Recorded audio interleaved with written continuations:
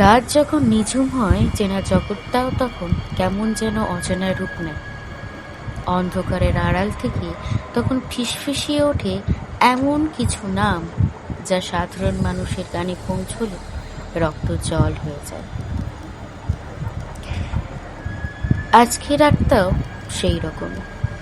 আজ অমাবস্যার আলো আধারিতে আমরা পা রাখব তন্ত্রের সেই অন্ধকার দুনিয়ায়, যেখানে মানব জীবন আর আদিম শক্তির সীমারেখা মুছে গেছে। নমস্কার, আমি পায়েল। রাতের শেষ অতিথির রহস্য মঞ্চে আজ আপনাদের জন্য অপেক্ষা করছে এক হাড় কাঁপানো অধ্যায়। আজকের উপস্থাপনা গুপ্তপীঠের কাল ভৈরব। তো শুরু করা যাক। হেডফোনটা পরে নিন, লাইটটা অফ করুন আর শুনতে থাকুন হাড় কাঁপানো অধ্যায়, গুপ্তপীঠের কাল ভৈরব। আজকের গল্প গুপ্তপীঠের কাল ভৈরব। কলকাতার উপকণ্ঠে সল্টলেকের একটা নিরিবিলি কোণে অনির্বাণদের দোতলা বাড়ি। অনির্বাণ পেশায় একজন সফটওয়্যার ইঞ্জিনিয়ার, গোছানো, যুক্তিবাদী এবং আর পাঁচটা আধুনিক যুবকের মতোই তন্ত্রমন্ত্র বা অলৌকিক বিষয়ে চরম অবিশ্বাসী। কিন্তু বিগত 1 মাস ধরে অনির্বাণের জীবনে এমন কিছু ঘটেছে যা তার চেনা যুক্তি দিয়ে ব্যাখ্যা করা প্রায় অসম্ভব। রাত ঠিক 3:07। অনির্বাণের ঘুমটা প্রতি রাতে ওই নির্দিষ্ট সময়ই ভেঙে যায়। আজকেও তার ব্যতিক্রম হলো না। চোখ খুলতেই অনির্বাণ অনুভব করল ঘরের তাপমাত্রা স্বাভাবিকের চেয়ে অনেক কমে গেছে, যেন এসি ছাড়াই ঘরটা ফ্রিজের ভেতরের মতন ঠান্ডা। সে উঠে বসল। ঠিক তখনই তার কানে এলো সেই আওয়াজটা, ছম ছম ছম। কারো পায়ে ভারী নুপুর বা ঘুঙুরের আওয়াজ ছাদ থেকে আসছে। কিন্তু তাদের ছাদে এই মাঝরাতে কে হাঁটবে? অনির্বাণের বৃদ্ধ বাবা আর মা নিচে ঘুমান, আর ওপরের তলায় শুধু অনির্বাণ একাই থাকে। সে বিছানা থেকে নেমে ধীর পায়ে বারান্দার দিকে এগিয়ে গেল। বাইরে তখন অমাবস্যার খুঁটখুঁটে অন্ধকার। অদ্ভুত বিষয় হলো, রাস্তার কোনো স্ট্রিট লাইট জ্বলছে না, যেন পুরো এলাকাটা কোনো এক মায়াবী অন্ধকারে ডুবে গেছে। অনির্বাণ ওপরের দিকে তাকালো। ছাদের কার্নিশ বেয়ে যেন কালো মতো একটা অবয়ব গড়িয়ে নিচে নেমে গেল নিচের দিকে। অনির্বাণ চিৎকার করতে চাইল, কিন্তু গলা দিয়ে কোনো আওয়াজ বেরোলো না। তার মনে হলো কে যেন তার বুকটা ভারী পাথরের মতন চেপে ধরছে। একেই কি মানুষ বোবায় ধরা বলে? কিন্তু সে তো জেগে আছে। পরদিন সকালে অনির্বাণ যখন ড্রয়িং রুমে বসে চা খাচ্ছিল, তখন তার বাবা সনাতনবাবু খবরের কাগজটা নামিয়ে বললেন, অনি, তুই কাল রাতে ছাদে গিয়েছিলি নাকি রে? অনির্বাণ চমকে উঠে বলল, না তো বাবা, কেন বলো তো? সনাতনবাবু কপালে হাত বুলিয়ে চিন্তিত মুখে বললেন, না মানে, কাল মাঝরাতে আমি স্বপ্নে দেখলাম আমাদের বাড়ির চারপাশে 4টে জ্বলন্ত চিতা জ্বলছে, আর তুই সেই চিতার ছাই নিজের গায়ে মাখছিস। চোখটা খুলতেই শুনি ছাদে কার যেন ভারী পায়ের আওয়াজ। অনির্বাণ কিছু বলল না, কিন্তু তার শিরদাঁড়া বেয়ে একটা ঠান্ডা স্রোত নেমে গেল। সে বুঝতে পারছিল ঘটনাটা শুধু তার মনের ভুল নয়, এর পেছনে জড়িয়ে আছে এমন কিছু যা তাদের পুরো পরিবারকে গ্রাস করতে চলেছে। দ্বিতীয় পর্ব, তান্ত্রিকের প্রবেশ ও কাপালিক রহস্য। অনির্বাণের এই অদ্ভুত অবস্থার কথা জানতে পেরে তার বাল্যবন্ধু শ্রমিক তাকে জোর করে নিয়ে গেল বীরভূমের এক প্রত্যন্ত গ্রামে। গ্রামটির নাম গুপ্তপীঠ।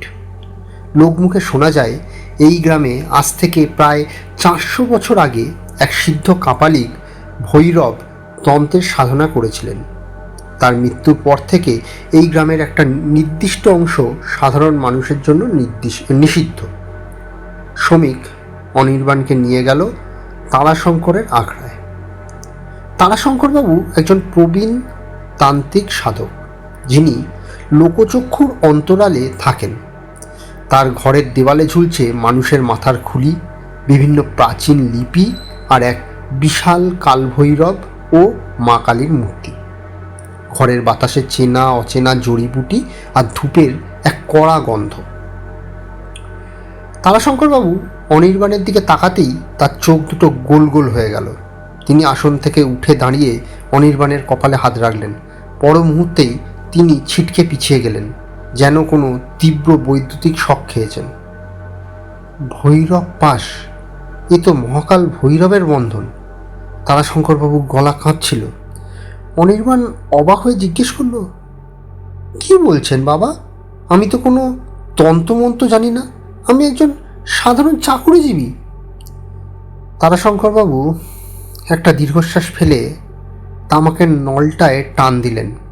তারপর বলতে শুরু করলেন সেই ভয়ঙ্কর ইতিহাস, যা মানব জীবনের সঙ্গে তন্ত্রের এক অবিচ্ছেদ্য এবং অভিশপ্ত সম্পর্কের কথা মনে করিয়ে দেয়। শোনো বাবা অনির্বাণ, মানুষ ভাবে তন্ত্র মানেই জাদুটোনা, মারণ, উচাটন বা কালা জাদু, কিন্তু তা নয়। তন্ত্র হলো এই মহাবিশ্বের আদি শক্তিকে নিয়ন্ত্রণ করার বিজ্ঞান, আর তার মধ্যে সবচেয়ে উগ্র এবং ভয়ঙ্কর হলো ভৈরব তন্ত্র। এই তন্ত্রের 8টি রূপ: অসিতাঙ্গ, রূঢ়, চণ্ড, ক্রোধ, উন্মত্ত, কপাল, ভীষণ এবং সংহার ভৈরব। সাধারণ মানুষ নিজেদের লোভ, হিংসা আর বাসনা চরিতার্থ করার জন্য অজান্তেই এই শক্তির অপব্যবহার করে ফেলে। আজ থেকে 100 বছর আগে তোর প্রপিতামহ অর্থাৎ তোর বড় দাদুর বাবা হরশঙ্কর দাস ছিলেন এই গুপ্তপীঠের এক জমিদার। তিনি নিজের ক্ষমতা আর সম্পত্তি ধরে রাখার জন্য এক কাপালিকের সাহায্য নিয়েছিলেন। কাপালিক তাকে ভৈরব তন্ত্রের সংহার রূপের এক গোপন চক্রের দীক্ষা দেয়, কিন্তু তন্ত্রের নিয়ম হলো তুমি যা নেবে তার দ্বিগুণ তোমাকে ফিরিয়ে দিতে হবে। হরশঙ্করবাবু নিজের বংশের প্রথম সন্তানের রক্ত দেওয়ার প্রতিশ্রুতি দিয়েছিলেন সেই কাপালিককে, কিন্তু পরে তিনি ভয়ে সেই সাধনা অসমাপ্ত রেখেই পালিয়ে যান। অনির্বাণ স্তব্ধ হয়ে শুনছিল। তার মানে তার পরদাদু যে পাপ করেছিলেন তার প্রায়শ্চিত্ত আজ তাকে করতে হবে। তারাশঙ্করবাবু বললেন, হ্যাঁ, সেই অসমাপ্ত ভৈরব চক্র এখন পূর্ণ হতে চলেছে। তোর বয়স এখন 26।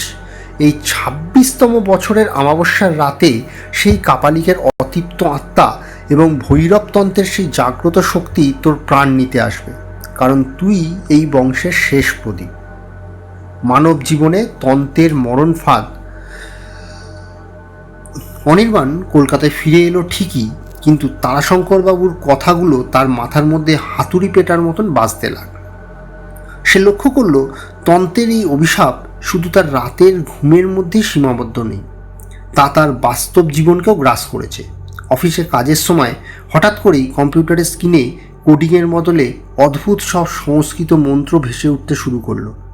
অনির্বাণ চোখ রোগড়ে তাকাতেই দেখল সব ঠিক আছে। তার সহকর্মীরা তাকে দেখে ফিসফিস করতে লাগলো, কারণ অনির্বাণের শরীর থেকে ইদানিং একটা মরা পচা মাংসের গন্ধ বেরোচ্ছিল, যা সে নিজে টের পাচ্ছিল না। একদিন সন্ধ্যায় অনির্বাণ যখন বাড়ি ফিরছিল, তখন শিয়ালদা স্টেশনের ওভারব্রিজে এক অদ্ভুত ভিখারি তার পথ আগলে দাঁড়ালো। ভিখারিটার সারা গায়ে কুষ্ঠ রোগ, চোখ দুটো সাদা। সে অনির্বাণের হাতটা খপ করে ধরে বলল, বাবা, কাল ভৈরব আসছেন, শ্মশানের চিতা রেডি, তুই যাবি তো? তোর রক্তে যে ভৈরবতন্ত্রের বীজ বোনা আছে। অনির্বাণ ভয় পেয়ে হাতটা ঝটকা দিয়ে সরিয়ে দৌড়ে পালালো। সে বুঝতে পারছিল মানব জীবনের দৈনন্দিন অস্তিত্বের প্রতিটি রন্ধে রন্ধে এই তন্ত্রের জাল ছড়িয়ে পড়েছে। তার চাকরি, তার পরিবার, তার মানসিক ভারসাম্য সব কিছু ভেঙে চুরমার হয়ে যাচ্ছে। সেই রাতেই অনির্বাণের মা হঠাৎ অসুস্থ হয়ে পড়লেন।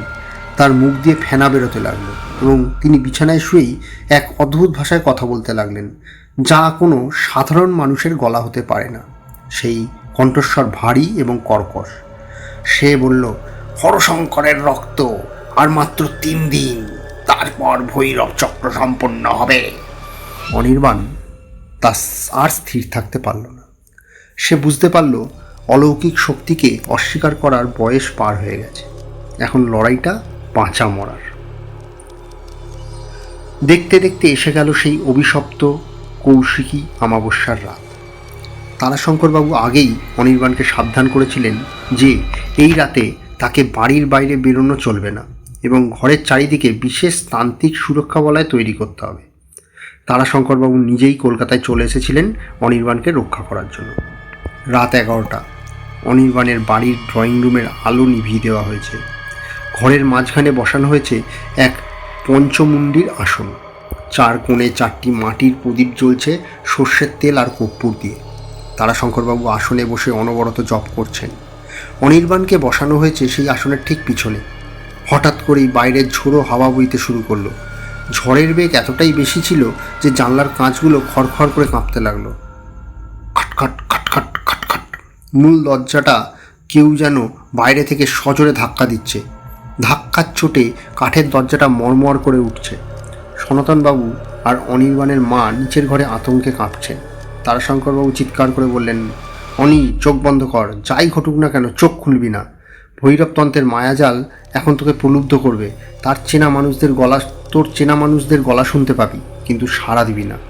হঠাৎ ধাক্কা দেওয়া বন্ধ হয়ে গেল। পুরো বাড়িটা এক নিস্তব্ধতায় ডুবে গেল। কিন্তু সেই নিস্তব্ধতা ছিল আরও বেশি ভয়ঙ্কর। হঠাৎ অনির্বাণ শুনতে পেল তার মায়ের গলা। দরজার উপর থেকে মা কাঁদছেন আর বলছেন, অনি, বাবা, বাবা, দরজাটা খোল, তোর বাবাকে এমন করছে রে, ডাক্তার ডাকতে হবে। ও অনি। অনির্বাণের বুকটা কেঁপে উঠল। মায়ের এই কান্না সে সহ্য করতে পারছিল না। সে উঠে দাঁড়াতে গেল, কিন্তু তারাশঙ্করবাবু কঠোর গলায় বললেন, বস, ওটা তোর মা নয়, ওটা ছদ্মবেশী মায়া। পর মুহূর্তেই মায়ের গলার কান্নাটা বদলে গেল এক বিভৎস অট্টহাসিতে। সে হাসি যেন ছাদ ফুঁড়ে, দেওয়াল ফুঁড়ে চারিদিক থেকে আসতে লাগলো। ঘরের প্রদীপগুলো দপদপ করে নিভে গেল। একমাত্র তান্ত্রিকের আসনের সামনের প্রদীপটা টিমটিম করে চলছিল। হঠাৎ ঘরের ছাদ থেকে ফোঁটা ফোঁটা তরল পড়তে শুরু করলো অনির্বাণের মাথায়। সে হাত দিয়ে ছুঁয়ে দেখলো ওটা জল নয়, গরম টাটকা রক্ত। অন্ধকারের মধ্য থেকেই একটা অবয়ব হেঁটে এলো। তার জটা জুটো ছড়ানো চোখ, জ্বলন্ত অঙ্গারের মতন আলো, আর গলায় মানুষের হাড়ের মালা। সে আর কেউ নয়, সেই শতবর্ষ প্রাচীন কাপালিকের প্রেতাত্মা। আর তার হাতে এক ধারালো খাঁড়া। সংহার ভৈরবায় নম। কাপালিক গর্জন করে উঠল, আজ এই বংশের শেষ রক্ত দিয়ে তন্ত্রের ঋণ শোধ করতে হবে। কাপালিক খাঁড়া উঁচিয়ে অনির্বাণের দিকে এগিয়ে আসতে গেল, কিন্তু তারাশঙ্করবাবু সুরক্ষা বলয় ধাক্কা খেয়ে পিছনের দিকে ছিটকে গেল। কাপালিকের শরীর থেকে আগুনের শিখা বেরোতে লাগলো। সে রাগে চিৎকার করে উঠল। তারাশঙ্করবাবু তার হাতের কুশাসন থেকে মন্তব্যুত জল কাপালিকের দিকে ছুঁড়ে দিলেন এবং উচ্চস্বরে ভৈরব কবচ পাঠ করতে লাগলেন। বাতাসে এক তীব্র চণ্ডী পাঠের ধ্বনি আর কাপালিকের আর্তনাদ মিলেমিশে এক নারকীয় পরিবেশ সৃষ্টি করল। অনির্বাণ আর সহ্য করতে না পেরে 2 কানে হাত দিয়ে চিৎকার করে উঠল। তার মনে হলো তার মাথাটা ফেটে যাবে। হঠাৎ একটা তীব্র আলোর ঝলকানি হলো। ঘরের সমস্ত কাঁচ একসঙ্গে ভেঙে চুরমার হয়ে গেল। আর তারপরেই সব শান্ত। পরদিন সকালে যখন সূর্যের আলো অনির্বাণের ঘরের জানলা দিয়ে এসে পড়ল, তখন ঘরটার অবস্থা যুদ্ধক্ষেত্রের মতো। চারিদিকে কাঁচের টুকরো, ছাই আর রক্তের দাগ। তারাশঙ্করবাবু ক্লান্ত শরীরে আসনের ওপর বসেছিলেন। অনির্বাণ অক্ষত ছিল, কিন্তু তার মানসিক অবস্থা স্বাভাবিক হতে সময় লাগবে। অনির্বাণ কাপা গলায় জিজ্ঞেস করলো, সব কি শেষ হয়ে গেল বাবা? কাপালিকের সেই অভিশাপ কি কেটে গেছে? তারাশঙ্করবাবু একটা দীর্ঘশ্বাস ফেলে অনির্বাণের দিকে তাকালেন। তার চোখে কোনো স্বস্তির আলো ছিল না। তিনি বললেন, ভৈরবতন্ত্রের সেই নির্দিষ্ট চক্রটা ধ্বংস হয়েছে ঠিকই রে অনি, কিন্তু তন্ত্রের নিয়ম বড় কঠিন। কাপালিক বিদায় নিয়েছে, কিন্তু যাওয়ার আগে সে তো শরীরের ভেতরে ভৈরবতন্ত্রের সেই সুপ্ত শক্তিকে জাগিয়ে দিয়ে গেছে। অনির্বাণ অবাক হয়ে বলল, তার মানে? তারাশঙ্করবাবু আর কিছু বললেন না, শুধু ঘরের ভাঙা আয়নাটার দিকে ইশারা করলেন। অনির্বাণ ধীর পায়ে আয়নাটার সামনে গিয়ে দাঁড়ালো। নিজের প্রতিবিম্বের দিকে তাকাতেই তার হৃৎস্পন্দন স্তব্ধ হয়ে গেল। আয়নার তার নিজের চেনা মুখের পেছনে আচ্ছাভাবে ফুটে উঠেছে এক ভয়ঙ্কর নীলচে অবয়ব, যার কপালে জ্বলজ্বল করছে একটা তৃতীয় চোখ। আর অনির্বাণের অজান্তেই তার ঠোঁটের কোণে ফুটে উঠল এক রহস্যময় কুড়ো হাসি। ভৈরবতন্ত্রের চাকা বন্ধ হয়নি, তা শুধু এক দেহ থেকে অন্য দেহে স্থানান্তরিত হয়েছে। মানব জীবনের সাথে তন্ত্রের এই বন্ধন যে চিরন্তন। গল্পটা কি সত্যি শেষ হলো, নাকি আয়নার ওপারে থাকা সেই নীলচে অবয়বটা এখনো আপনার ঘরের অন্ধকারের দিকেও তাকিয়ে আছে? ভৈরবতন্ত্রের এই মায়াজাল যদি আপনার মনেও ভয়ের শিহরণ জাগিয়ে থাকে, তবে গল্পটা লাইক আর শেয়ার করতে ভুলবেন না। আর হ্যাঁ, অন্ধকারের এই জার্নিতে আমাদের সঙ্গী হতে চ্যানেলটি এখনই সাবস্ক্রাইব করে রাখুন। আজ তবে আসি, চোখ কান খোলা রাখুন, কারণ রাতের অন্ধকার কিন্তু এখনো শেষ হয়নি। দেখা হচ্ছে আগামী পর্বে রাতের শেষ অতিথিতে। ততক্ষণ সাবধানে থাকবেন, ভালো থাকবেন, সুস্থ থাকবেন। আজকের মতো এখানে শেষ।